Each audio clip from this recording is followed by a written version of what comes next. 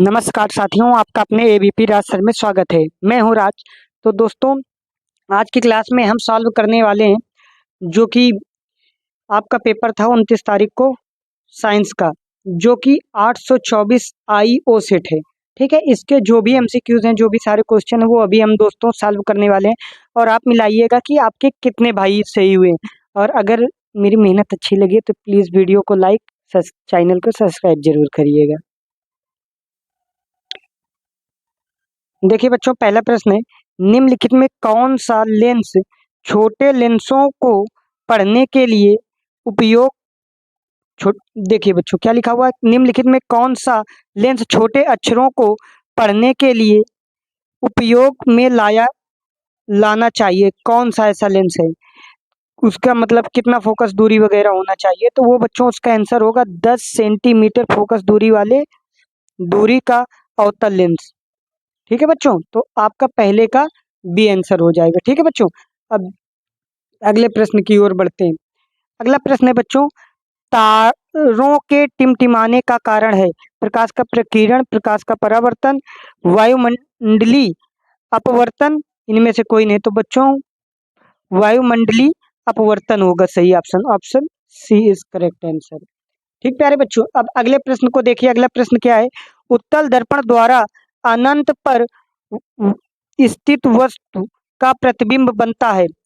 वास्तविक तथा बड़ा, आभासी तथा छोटा, आभासी तथा बड़ा, वास्तविक तथा छोटा। तो बच्चों सही ऑप्शन क्या हो जाएगा, आभासी तथा छोटा। ये आपका एकदम करेक्ट आंसर हो जाएगा बच्चों। अगला प्रश्न है बच्चों, श्वेत प्रकाश श्वेत प्रकाश श्वेत प्रकाश को प्रिज्म से गुजारने पर सबसे अधिक विचलन कोण वाला रंग होता है। कौन सा रंग होता है। तो बच्चों विविगोर के हिसाब से बैंगनी होना चाहिए, मगर बैंगनी दे नहीं रखा तो हम लोग कर देंगे नीले में सही आंसर। ठीक है, तो आप यही करके आए होंगे मेरे अकॉर्डिंग। अब बच्चों देखते हैं अगले प्रश्न को। अगले प्रश्न को देखिए बच्चों क्या कह रहा है, कॉलम ए में दी गई मात्राओं को सुमेलित कॉलम बी में दी गई भौतिक राशियों से कर कर सही विकल्प चुनिए। ओम बच्चों, ओम किसका मात्रक होता है। ओम ओम बच्चों बताना है आपको। तो ओम का देखिए, ओम का जो बच्चों मात्रक होता है, वो ओम किसका मात्रक होता है, ये विद्युत प्रतिरोध का। किसका होता है, विद्युत प्रतिरोध का क्या होता है, ओम। ठीक है, इसके बाद वाट किसका होता है बच्चों, वाट होता है विद्युत शक्ति का। किसका होता है, विद्युत शक्ति का।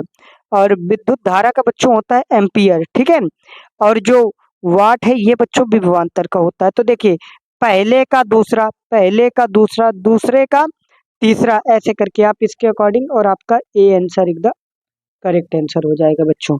ठीक है, अब अगले प्रश्न की ओर बढ़ते हैं। अब बच्चों देखते हैं छठवें प्रश्न को, आर व 2R प्रतिरोधों के तारों को पहले श्रेणी क्रम तथा बाद में समांतर क्रम में जोड़ा जाता है। यदि दोनों क्रमशः कुल प्रतिरोध R1 तथा R2 हो, तब R1/R2 होगा। तो बच्चों आपको ये इसको सॉल्व करना है। वो कैसे सॉल्व होगा, तो पहले आपको श्रेणी क्रम में जोड़ना है, फिर समांतर क्रम में, फिर जो इसका आंसर आएगा बच्चों वो 9/2 आ जाएगा। ठीक है, तो आप कर लेंगे ऐसे। अगले प्रश्न की ओर बढ़ते हैं बच्चों, जो 7वां नंबर प्रश्न है। 7वां नंबर बच्चों प्रश्न है, चित्र में दर्शाए गए इलेक्ट्रॉन पर चुंबकीय क्षेत्र के लंबवत प्रवेश करने पर आरोपित बल की दिशा होगी। इसका बच्चों आप लोगों को आंसर करना है, नहीं तो आपको कमेंट बॉक्स में इसका आंसर मिल जाएगा। तो आप प्रयास करिएगा कि आपने भाई क्या किया है। ठीक है, अब आगे बढ़। अब देखिए बच्चों दूसरा 8वां नंबर जो प्रश्न है, प्रोपेनल में क्रियात्मक समूह है तो क्या है, CHO। क्या है, CHO। ठीक है बच्चों, उदासीन घोल का पीएच मान, उदासीन बच्चों होता है 7। ये मैंने तो आपको डायरेक्ट सिखा रखा था भाई, ये सारी चीजें आपको सिखा रखी। अब देखिए अगला ही प्रश्न, निम्नलिखित में कीटोन है मेथेनॉल, एथेनॉल, प्रोपेनॉल, प्रोपीन। तो कौन है, प्रोपेनोन। कौन है, प्रोपेनोन क्या है, कीटोन। ठीक है बच्चों, अब अगले प्रश्न की ओर बढ़ते हैं। अगला प्रश्न बच्चों देखिए, ठंडे जल में हाइड्रोजन गैस बनाने वाला तत्व है। तो बच्चों ठंडे जल में जो हाइड्रोजन बनाने वाला तत्व है वो की, ठीक है, पोटेशियम। ठीक, अब अगले प्रश्न की ओर बढ़ते हैं बच्चों। कार्बोनेट आईएस की सीमित वायु में उच्च ताप तक गर्म करके ऑक्साइड प्राप्त करने की क्रिया है, वो क्रिया कौन सी है आपको बताना। निस्तापन, भर्जन, प्रगलन, आयस। तो क्या है बच्चों, भर्जन है, वो क्या है, भर्जन। ठीक है, अगले प्रश्न की ओर बढ़ते हैं। अगला जो प्रश्न है बच्चों आपका 13 नंबर, इसमें कह रहा है अभिक्रिया, रासायनिक अभिक्रिया CuSO4 प्लस Fe, फिर दिया हुआ है FeSO4 प्लस Cu है। इसमें क्या हुआ है, संयोजन अभिक्रिया है, विस्थापन अभिक्रिया है, अपघटन अभिक्रिया है, उभय उभय अपघटन अभिक्रिया है। तो बच्चों क्या है, विस्थापन इसमें हो रहा है, क्या हो रहा है, विस्थापन हो रहा है। ठीक है, अगले प्रश्न की ओर बच्चों बढ़ते हैं। अगले प्रश्न को देखिए बच्चों, स्वपोषी पोषण के लिए आवश्यक है, क्या आवश्यक है, कार्बन डाइऑक्साइड एवं जल, सूर्य का प्रकाश, क्लोरोफिल, इनमें से सभी। तो इनमें से सभी बच्चों, सारी चीजें जरूरी है। निम्नलिखित में कौन सा पादप हार्मोन्स है, तो कौन है, काइनिन। ठीक है बच्चों, ये हो जाएगा आपका सही आंसर। अगले अगले प्रश्न पर बढ़ते हैं।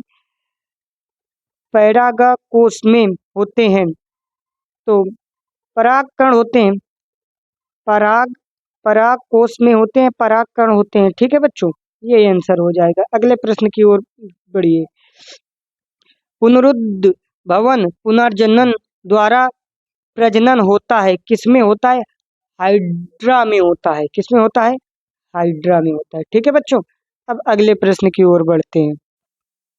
देखिए बच्चों, अगला प्रश्न है, दो तंत्रिका कोशिका के मध्य खाली स्थान को कहते हैं, क्या कहते हैं, तो बच्चों इसको बोलते हैं सिनेप्स, सिनेप्स। ठीक है, क्या बोलते हैं, सिनेप्स बोलते हैं।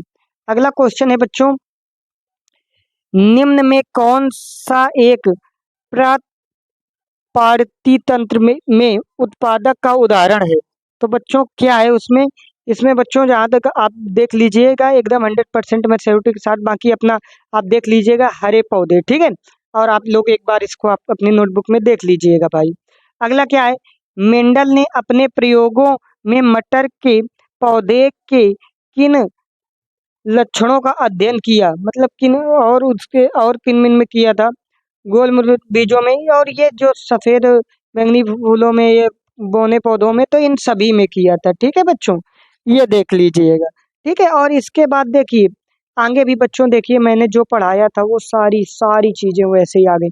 प्रकाश के प्रकीर्णन की दो प्राकृतिक घटनाएं बताइए, दृष्टि दोष कितने प्रकार के होते हैं उनके नाम लिखिए। ठीक है बच्चों, फिर आगे इसी प्रकार पता पढ़ाया था बच्चों, उत्तल उत्तल दर्पण तथा उत्तल लेंस दोनों के दो दो उपयोग लिखिए। ठीक है, अवतल लेंस में, अवतल लेंस से किसी वस्तु के प्रतिबिंब बनने का किरण आरेख बनाइए। ठीक है, ये न्यूमेरिकल है बच्चों, देख लीजिए आप लोग। ठीक है, आगे इसी प्रकार ये सारे क्वेश्चन हैं, आप लोग इनको जल्दी से जल्दी देख लीजिएगा, आप इसका स्क्रीनशॉट ले लीजिएगा। ठीक है, जिन लोगों को ज़रूरत है, आगे जो 9th के भी बच्चे हैं वो अब हाई स्कूल में जो गए हैं वो भी अपनी प्रिपरेशन के लिए इनका स्क्रीनशॉट वगैरह ले सकते हैं।